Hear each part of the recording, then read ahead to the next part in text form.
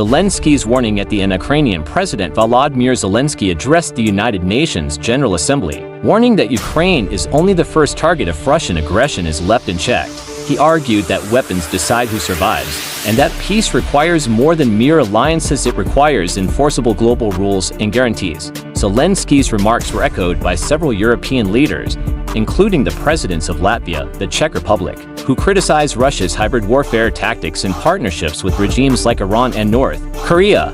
Meanwhile, Spanish King Philippe VI condemned both Hamas attacks, the Israeli military response in Gaza, calling for an immediate cessation of violence. Security tensions in Europe were underscored by the Netherlands announcing a new maritime security center to protect North Sea infrastructure, and reports of a Spanish military plane suffering GPS interference near Russia's Kaliningrad.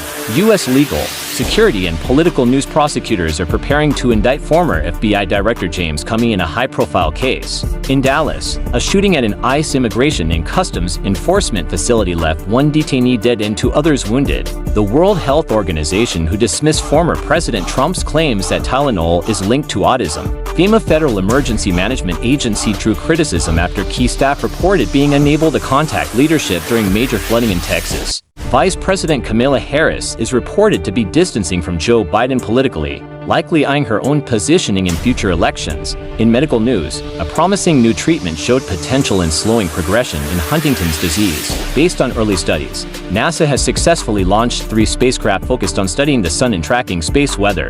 Other key international notes and transmistry drones were spotted over Danish airports, causing disruptions in air traffic. Danish officials called these overflights a kind of hybrid attack intended to sow fear.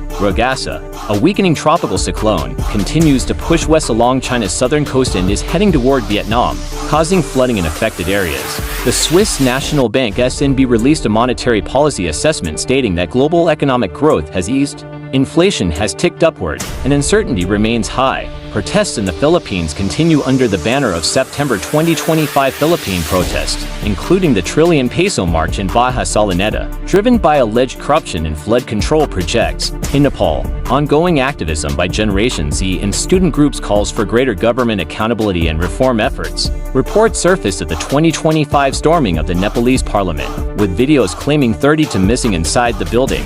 Authorities clarified the video was from another incident and denied the claims.